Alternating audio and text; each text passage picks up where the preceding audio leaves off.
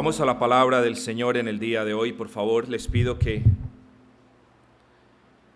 vayamos al versículo número 18 de Colosenses, capítulo 4. Colosenses, capítulo 4, versículo número 18. La salutación de mi propia mano, de Pablo. Acordaos de mis prisiones, la gracia sea con vosotros. Amén. Amigos, hoy llegamos al final de este estudio de la carta del apóstol Pablo a los Colosenses. Hoy terminamos el estudio de esta hermosa carta. Es un hermoso libro, hemos visto cosas maravillosas, pero desde una perspectiva general este libro se puede enfocar desde dos aspectos, que es el aspecto de la cristología paulina. Cristología, cuando ustedes escuchen esa palabra, es el estudio, digámoslo así, de Cristo como Señor, Dios y Salvador. Son todos sus atributos como Salvador. Entonces lo podemos enfocar desde luego desde esta perspectiva, pero también es un libro que nos muestra una amplia aplicación pastoral, una amplia aplicación práctica, es decir, cosas que nos atañen, cosas que nos interesan, que son de gran importancia para nosotros como creyentes. Ciertamente el libro nos muestra grandes verdades. Cristo es Dios, Cristo es Rey, Cristo es Redentor. Podemos ver en Colosenses 2:9, si ustedes me acompañan, porque os acordáis, hermanos, de nuestro trabajo, Colosenses 2:9, porque en Cristo habita corporalmente toda la plenitud de la deidad. Este simple versículo es una herramienta tremenda contra aquellos que niegan, como por ejemplo los testigos de Jehová, la divinidad de nuestro Señor Jesucristo. Versículo 9, porque en Cristo habita corporalmente toda la plenitud de la deidad. Dios en todos sus atributos, Dios en todo su poder, Dios en todo su amor, Dios en toda sabiduría, potencia, omnisciencia, habita en la persona de Cristo en todo su esplendor. Pero también nos dice, Cristo es Rey, y para ello podemos ir al versículo 13 del capítulo 1. Fíjense ustedes, el cual nos ha librado de la potestad de las tinieblas, esto es Dios, y trasladado al reino de su amado Hijo. Cristo es Rey. Cristo no es una mera persona ni un mero profeta. Cristo también es Rey. Cristo reina. Cristo es el Rey de los creyentes. Nosotros somos súbditos del Señor. Nosotros somos ciudadanos del reino del Señor, si es que hemos conocido a Cristo. Pero Cristo reina. Cristo es Rey. Y también nos dice, Cristo es el Redentor. Miren qué hermoso el versículo 20 del primer capítulo. Y por medio de Cristo reconciliar consigo todas las cosas, así las que están en la tierra como las que están en los cielos, haciendo la paz mediante la sangre de su cruz. Amigos, miren qué hermoso mensaje. Este es el evangelio, por así decirlo. Haciendo la paz mediante la sangre de su cruz. Si el Señor no hubiese muerto en la cruz del Calvario, si el Señor Jesucristo no hubiese derramado su sangre en el Calvario, toda la humanidad estuviese en total enemistad con el Señor. Por eso solamente decimos que una persona puede tener paz. O mejor, Pablo en la carta a los Colosenses nos dice, solo puede haber paz a través del derramamiento de sangre. Y no de cualquier sangre, sino de la sangre del Rey, sino de la sangre del Dios encarnado, quien se hizo hombre para morir en una cruz en beneficio de su pueblo. No hay paz, recordemos la herejía de Colosas, no hay paz ni en la filosofía, no hay paz en uno mismo, no hay paz en el judaísmo, no hay paz en el ascetismo, no hay paz en estas cuestiones, solo hay paz si es que Cristo pagó el precio vuestro en el Calvario derramando su sangre. Colosenses nos da unas grandes lecciones, amados. Pero yo quiero, sin lugar a dudas, también recordarles que Colosenses nos advierte de peligros, nos advierte de la herejía, y eso ya lo vimos muy a fondo, de la herejía que azotaba, o más bien, que comenzaba a azotar a la iglesia en aquellos días. La filosofía, los judaizantes y el misticismo, Unos creían que nos relacionábamos con Dios a través de emanaciones de poder, de la cual Cristo era una de ellas. Estos son los místicos.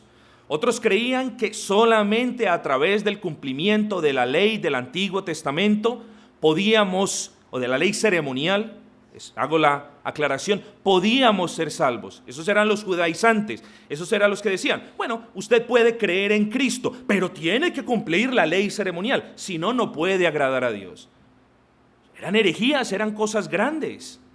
Y también, por supuesto, nos advierte de la filosofía griega que decía, no, tengamos el conocimiento, meditemos, porque las respuestas a Dios no están en ninguna parte, sino en nosotros. Meditemos y hallemos las respuestas a la vida, a la eternidad, a la muerte y a tantas cosas a través de la meditación. Concentrémonos, meditémonos, pensemos en estas cosas y hallaremos la respuesta. Amados, puede que hoy no haya quizás ninguna de estas herejías azotando a la iglesia de Cristo, pero créanme, y ustedes lo saben, que hay muchas más.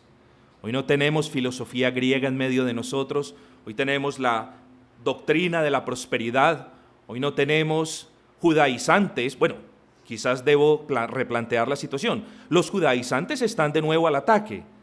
Hay muchas congregaciones que se llaman cristianas y están adoptando cuestiones de la ley ceremonial judía en gran manera. Entonces los hombres se sientan a un lado, las mujeres se sientan al otro. Tenemos también que los hombres se deben poner el kippah. Tenemos cuestiones que son increíbles en días como hoy, donde sabemos que la ley ceremonial era sombra de quien había de venir. Una vez vino Cristo, la ley ceremonial quedó abrogada, porque la ley ceremonial tenía, con todos sus rituales, tenía como objetivo mostrarnos al Mesías, al Salvador, al Rey, al Dios encarnado que había de llegar. Por lo tanto, cuando Él vino, no había necesidad más de eso. Amados, nos insiste también en que nuestro caminar sea honroso. La carta a los Colosenses nos repite una y otra vez que vuestro caminar sea honroso. Vamos al versículo 8 del capítulo 2. Miren, esta es la advertencia de las cuales les hablaba anteriormente. Mirad que nadie os engañe por medio de filosofías y huecas sutilezas, según las tradiciones de los hombres. Miren el versículo 10. Vosotros estáis completos en él, que es la cabeza de todo principado y de todo potestad. Amados, debemos honrar al Señor. Nuestro caminar debe ser un reflejo de lo que ha hecho Dios en el corazón. Nuestras palabras deben ser un reflejo de la palabra que Dios nos ha dado. Nuestras vidas deben ser un reflejo, por así decirlo, de cómo caminó Cristo. Nosotros nos llamamos cristianos no porque haya sido un nombre que nos hayamos inventado. Los cristianos se les dio ese nombre despóticamente porque eran personas que se distinguían de entre los demás por su hablado y por el caminar piadoso que hacía honra a su maestro. El cristiano no se puede dar el nombre de cristiano. Sí, yo soy cristiano. No, hay muchos simpatizantes, hay muchos que profesan la fe en el Señor, pero cristiano es quien imita a su Salvador con conversaciones santas, es decir, está lleno su corazón de la palabra del Señor. Y si ustedes miran, si de la abundancia del corazón habla la boca, un cristiano habla de lo que abunda en su corazón, o sea, de la palabra del Señor. Un cristiano es el reflejo de su maestro en su caminar. Debe ser un caminar desprendido, debe ser un caminar que no esté apegado a las cosas del mundo, debe ser un caminar en santificación, debe ser un caminar negándose a sí mismo, debe ser un caminar agradando a Dios. Entonces, hermanos, la carta a los Colosenses nos hace estas advertencias, pero también nos recuerda, amados, que vuestro caminar honre a vuestro Creador. Y aquí tenemos la primera exhortación: para que andéis digno del Señor, agradándole en todo, llevando fruto en toda buena obra. Versículo 10 del capítulo 1, para que andéis como es digno. Andar como es digno significa andar de una manera que honre a Dios. Nuestro caminar, como ya les dije, se debe, amados, los insto en el amor del Señor, a que vuestro caminar se asemeje al caminar de Cristo. Sí, fallaremos. Nuestro Señor era Dios perfecto. Nuestro Señor por eso nos dio un ejemplo perfecto, para que solo en Él encontrásemos la manera de caminar. No sigamos a los hombres, sigamos a Cristo. Amemos al Señor, imitémosle en todas las cosas y en el caminar. No vayamos en pos de ideas nuestras. Muchas veces tenemos ideas que nos hacen ver la religión de una manera, ideas que nos hacen creer que la religión es otra cosa. No, basémonos en la palabra del Señor y recalibremos nuestras ideas en la palabra del Señor. Entonces, sigamos a Cristo, caminemos tras Cristo y abandonemos nuestras ideas. Que nuestro caminar, amados, sea parte del mundo. Estamos en el mundo. Yo no les digo que nuestro caminar se convierta en un peregrinaje místico donde tú estés alejado de todos. No, el cristiano vive en el mundo, pero el cristiano le da testimonio al mundo quién es el Dios que lo ha salvado. Por lo tanto, versículo 10, andad digno del Señor. Que vuestro caminar cristiano honre al Señor. Agradar a Dios en todo es buscar su complacencia. ¿Puede decir el Señor de ti, este es mi hijo o esta es mi hija amada en quien tengo complacencia? ¿Puede decir eso el Señor de ti? ¿Tú crees que el Señor diría eso de ti? El Señor lo dijo de nuestro Señor Jesucristo en voz audible. Hoy no escucharemos la voz audible, pero hoy el Señor nos ha dado su Espíritu, el Consolador, y el Consolador da testimonio de quién hemos creído. ¿Puedes decir que Dios está agradado con la manera como caminas en Él? ¿Puedes decir que Dios está agradado con las palabras que dices? ¿Puedes decir que Dios está agradado con vuestros pensamientos? ¿Puedes decir eso? Amados, recordemos lo que nos dijo nuestro bendito Señor. Andad como es digno del Señor, agradándole en todo. ¿De qué serviría? Piénsalo por un momento. ¿De qué serviría agradar a Dios con obras si nuestros pensamientos son sucios? ¿De qué serviría? ¿De qué serviría agradar a Dios con palabras hermosas si nuestras obras son una inmundicia? ¿De qué serviría? Amados, de continuo debemos examinarnos profundamente. Debemos mirar cómo hablamos. Debemos mirar a diario qué es lo que hicimos. Debemos escudriñarnos porque el corazón del hombre es perverso y engañador más que todas las cosas, nos dice la palabra suya. Guardémonos entonces de tener una alta opinión de nosotros mismos. Guardémonos entonces de creernos muy espirituales. Guardémonos, amados hermanos, de creernos mejores y mejores creyentes que otros hermanos. Guardémonos de estas cosas y más bien ocupémonos que nuestro propio caminar sea digno del caminar de un creyente. En la iglesia, los hermanos no están mirando cómo está caminando el otro. Estamos primero que todo ocupados en imitar cómo caminó el Maestro para nosotros seguir sus pisadas. En la iglesia, si bien todos debemos ser ejemplo, en la iglesia el ejemplo y el estándar a seguir es la persona de Cristo. Cuando nosotros miramos a un hermano, muchas veces nos vamos a sentir menos que él o más que él. No, miremos a Cristo, porque si siempre miramos a Cristo, siempre veremos nuestra necesidad de mejorar y de cambiar muchas cosas en nuestros corazones que quizás impidan que Dios diga: este es mi Hijo amado en quien tengo complacencia. Para que andéis como es digno del Señor, agradándole en todo, llevando fruto, llevando fruto. Por el fruto se reconoce el árbol. Ustedes, los que han nacido en fincas, los que tienen un poquito más de experiencia en el campo, ustedes ven un árbol, miran el fruto y dicen: este árbol es de manzana, o este árbol es de limón, o este árbol es de limón mandarina, o este árbol es de esto o de aquello.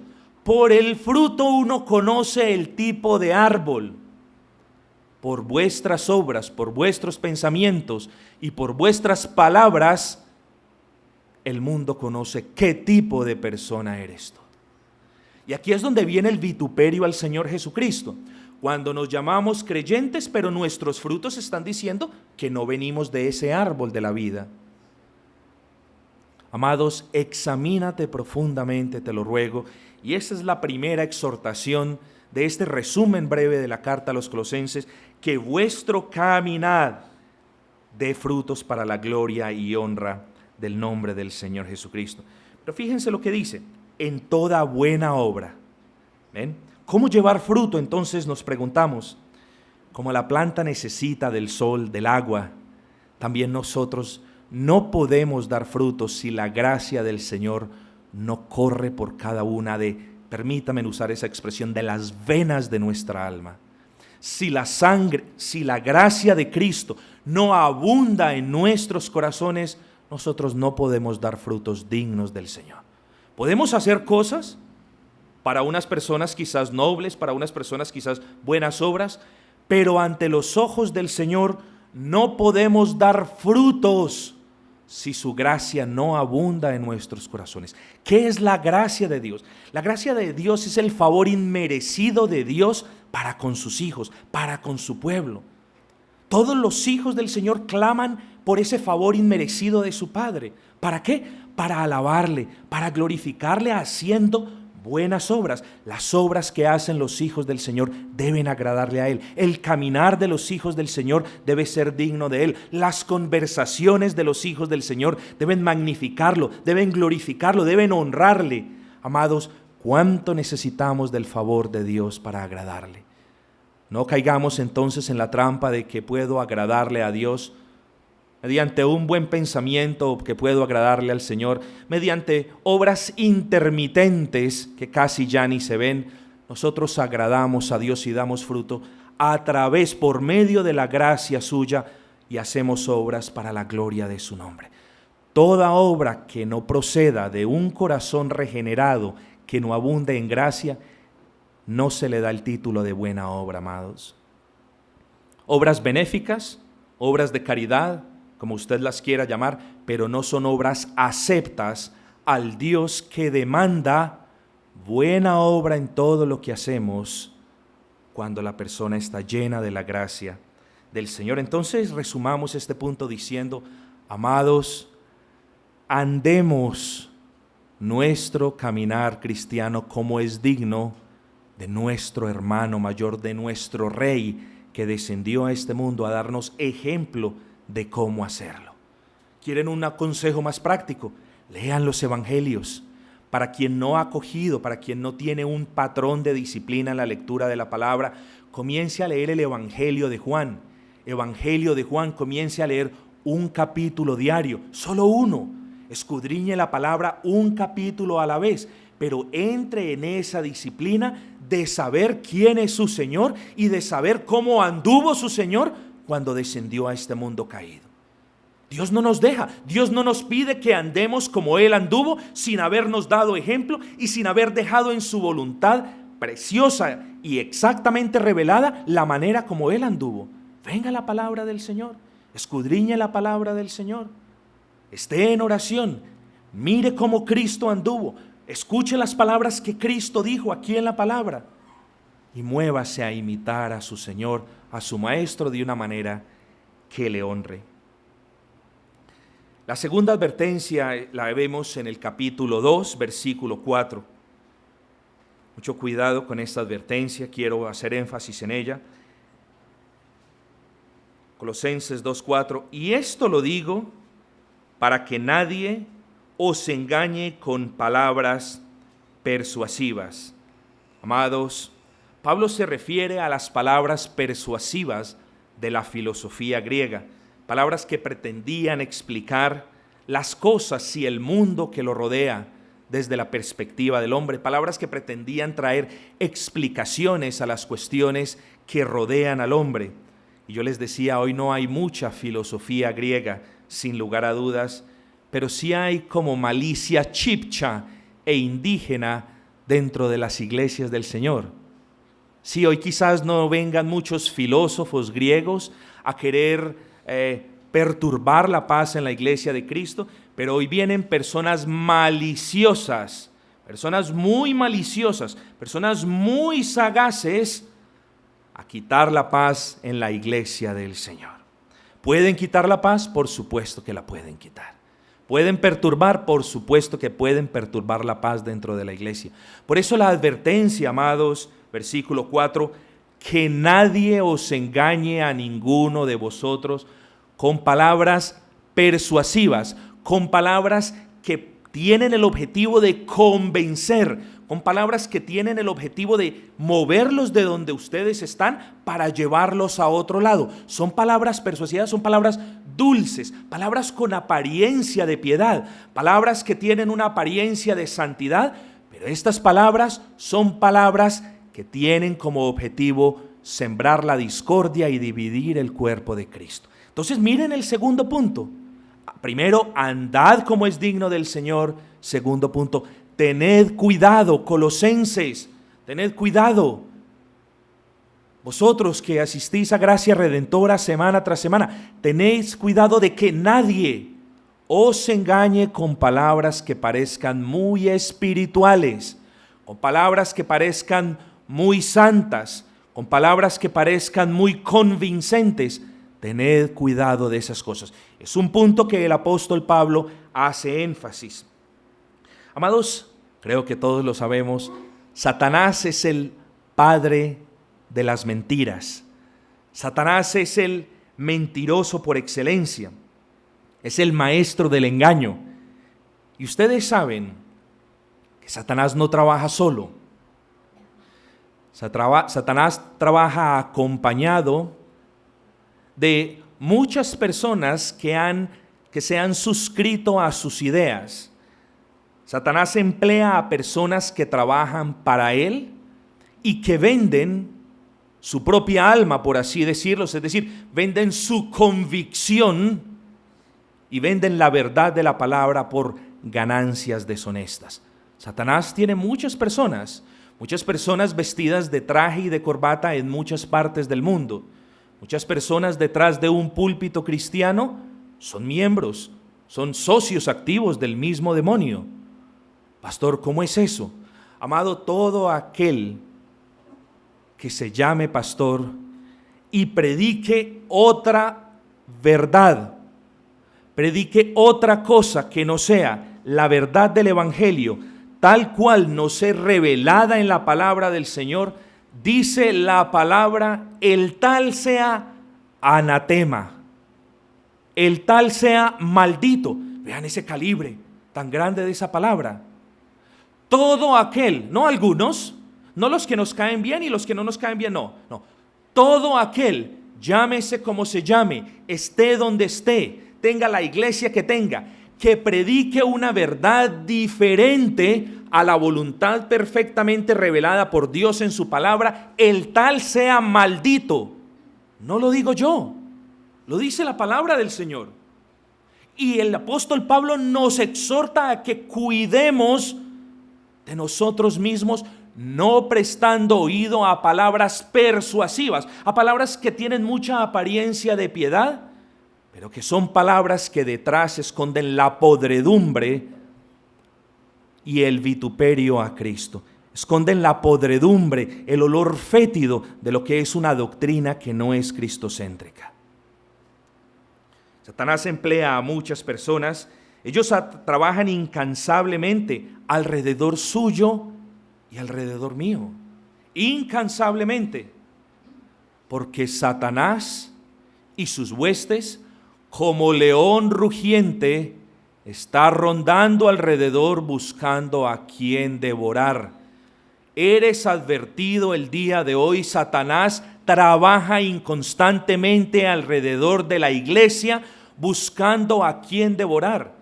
¿Y saben cuáles son las primeras personas que sufren el ataque directo de Satanás?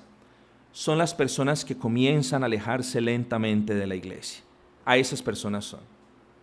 Fíjense usted, cuando el león trata de cazar a algunos de los cabritos, siempre el rezagado, siempre el que está cojo, siempre el que tiene una lesión, siempre el que está apartado de la manada, es el objetivo número uno de Satanás. Ese es el primero.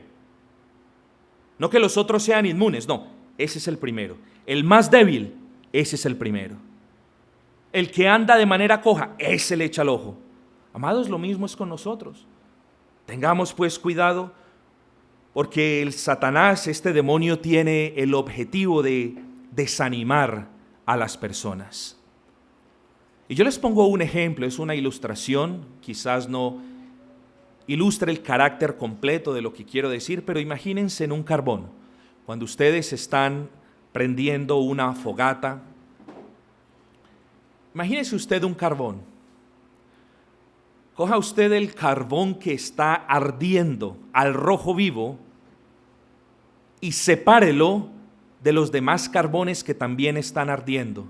¿Qué pasa con ese carbón? Se va apagando, se consume, se enfría, se apaga y luego no lo vuelve a prender nadie, porque ya está en cenizas prácticamente. El objetivo de Satanás es desanimarnos en el caminar cristiano, amigos. Es desanimarnos. El objetivo de Satanás es mostrarnos las falencias mutuas para que nosotros digamos, este no es mi lugar, yo me voy de este lugar. Y así lo ha conseguido el demonio.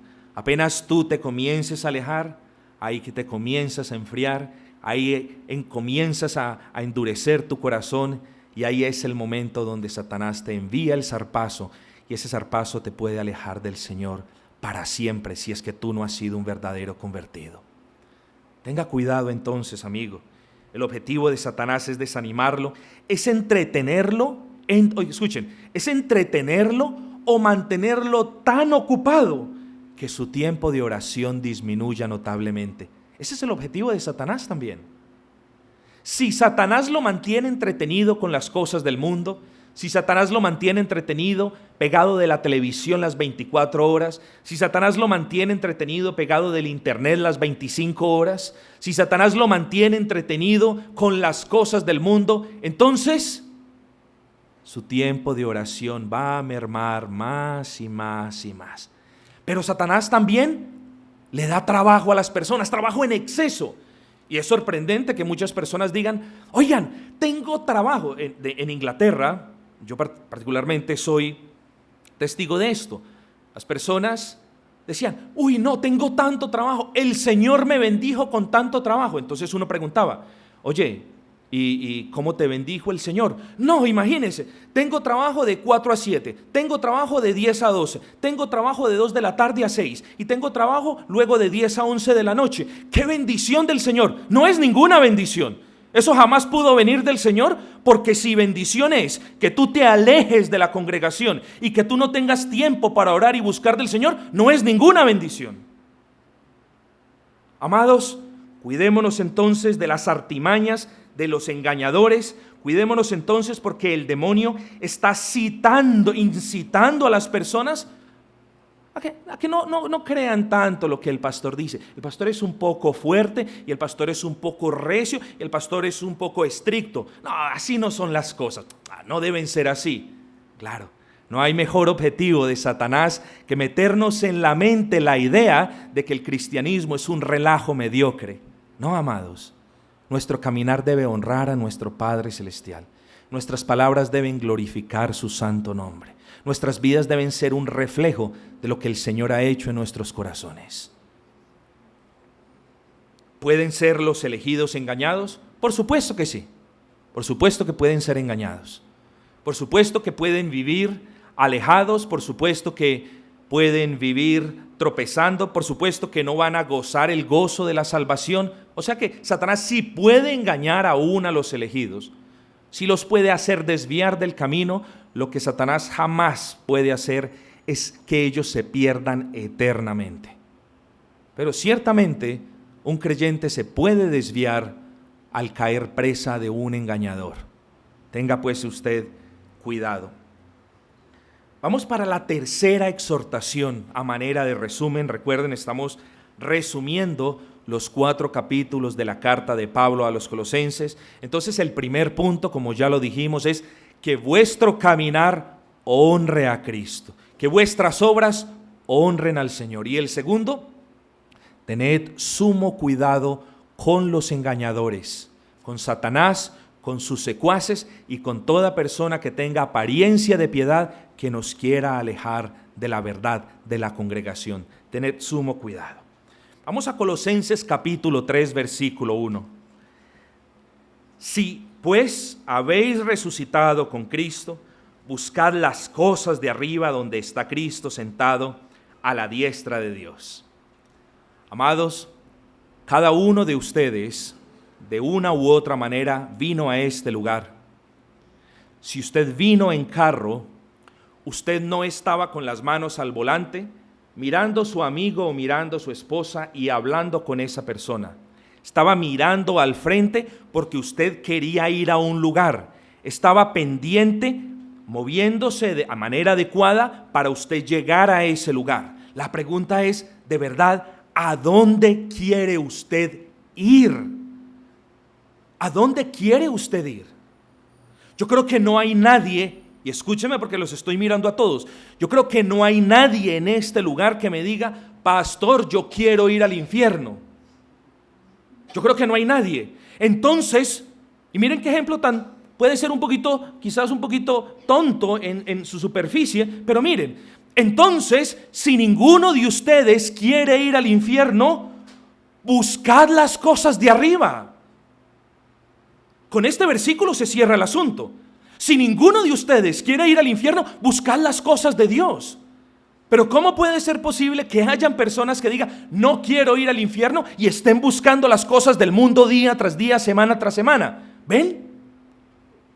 Si vosotros queréis ir al cielo, entonces tened la palabra del Señor como volante y pedirle a su Santo Espíritu que guíe vuestro caminar hacia el cielo. Si vosotros en verdad queréis ir al cielo, buscad las cosas de arriba, esforzaos por buscarlas, trabajad por buscarlas. Amigos, si a usted se le pierden las llaves de la casa, usted deja de venir a la congregación. Si usted no encuentra las llaves del carro, usted no viene. Si a usted se le pierde algo de valor, usted quizás no venga. Usted se empeña, las busca hasta que las encuentra. Las busca, en el caso de las llaves que no las encuentra, las busca hasta que las encuentra, y si no las encuentra, entonces soluciona el problema. Va donde el cerrajero, pide una copia o lo trae o hace cualquier cosa para solucionar ese problema de lo que le hace falta. Amados, ¿por qué entonces las personas no buscan vehemente y constantemente el reino de Dios? ¿Por qué no lo hacen? Porque hay otras cosas más importantes para ellos. Porque hay otras prioridades más importantes para ellos. Porque hay otros deseos más importantes para ellos. Entonces, a raíz de eso, por eso el apóstol Pablo desafía a sus oyentes de esta manera. Si pues habéis, si es que es el caso, si es que es verdad que vosotros habéis resucitado con Cristo, si es que eso es cierto, buscad las cosas de arriba. ¿Cuánto tiempo dedicas buscando las cosas del reino de los cielos? Amados, ¿cuánto tiempo dedicas a la oración? Vuelvo, insisto. De todas las personas que quizás se acercan a pedir un consejo, de todas las personas que me llaman, que me buscan por el internet, y es amplio y es conocido en el mundo de los pastores creyentes, que quizás el 90% de todas esas situaciones jamás hubiesen sucedido si las personas hubiesen estado en oración constante. Quizás el 90% de todos los problemas que se suscitan en una persona se hubiesen podido evitar si la persona hubiese estado en constante oración. ¿Por qué buscamos las cosas de este mundo mientras que decimos que queremos ir para el otro? ¿No es entonces ilógico decir quiero ir al cielo y continuar empeñado buscando las cosas de este mundo? Amados, yo los llamo a que seamos consecuentes. Si es que vosotros sois creyentes, si es que vosotros queréis ir a la paz del Señor eterna, si es que ese es el deseo, empeñaos, buscad y no descanséis hasta que encontréis la paz de Dios en vuestro corazón. No paréis. Si se te pierde el dinero para pagar los servicios, revuelcas casa y todo lo que tienes hasta que encuentras el sobre. ¿Por qué no haces lo mismo en la oración? ¿Por qué no eres diligente en tu tiempo de oración? ¿Por qué no eres diligente en tu tiempo de lectura de la palabra? ¿Por qué no eres diligente congregándote con los santos? ¿Por qué no lo eres? Para lo demás sí hay tiempo, para las cosas del Señor no. La palabra dice, buscad las cosas de arriba, buscad las cosas celestiales. Que no seamos hallados diciendo que somos una cosa, pero sabiendo que estamos andando de una manera diferente. Tengamos pues cuidado en siempre tener nuestra mirada en las cosas, en los aspectos celestiales. Terminamos diciendo, movamos hacia la conclusión diciendo, amados, si Colosenses hace énfasis en algo, es en la oración. En eso hace énfasis Colosenses una y otra vez. Vamos a leer Colosenses capítulo 4, versículo 2. Perseverad en la oración, velando en ella con acción de gracias. Volvemos a la oración porque la oración es esencial para el creyente. Yo quiero plantear este punto de esta manera.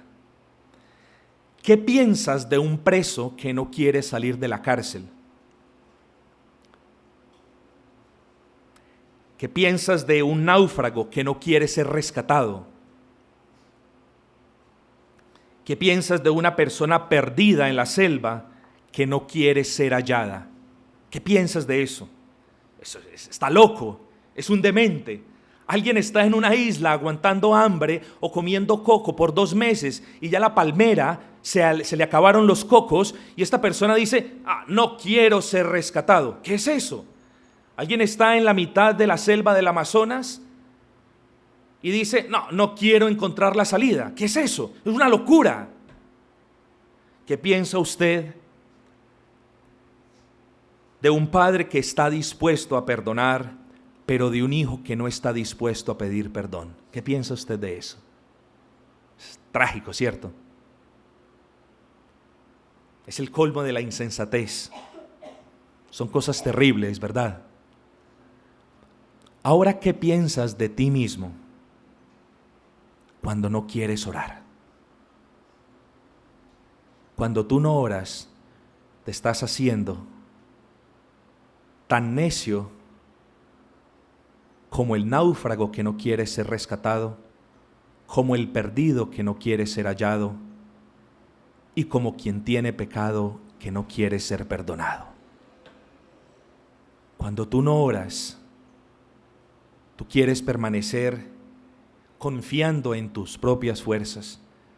Cuando tú no oras, estás en grave peligro, amado. ¿Quiénes de ustedes, vuelvo e insisto, quiénes de ustedes perseveran en oración? Qué bueno decir todos. Qué bueno que yo pudiera decir todos. Qué bueno que a una misma voz todos me dijeran yo, para la gloria del Señor. Lo cierto del caso es que la cuarta advertencia principal de la carta de los Colosenses es: perseverad en oración. No ceséis, no paréis de buscar el perdón de Dios, la guía suya, su sabiduría y entendimiento.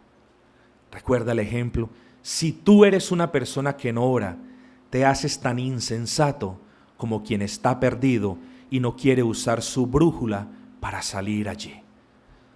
Si tú eres convertido y no oras, estás en un gravísimo peligro de entrar en un estado espiritual de orgullo y de insolencia, diciendo: yo no necesito pedirle a mi Padre que me guíe por el camino que yo debo andar.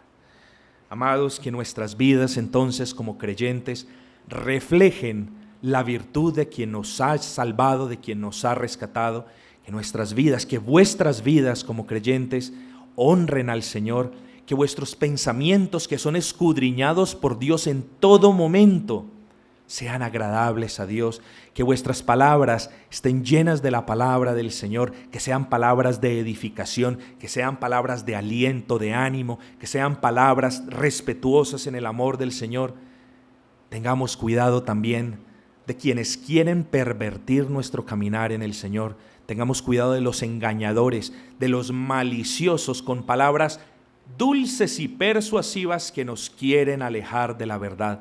Tengamos mucho cuidado con ello. Tengamos cuidado, vimos en el punto número 3, tengamos cuidado en no perder de vista el lugar donde queremos ir. Si tu deseo es ir al cielo, clama al Señor que te dé la gracia de creer en su obra. Clama al Señor que te dé la gracia de poner vuestros ojos ya no en el mundo ni en las cosas del mundo, sino en Cristo.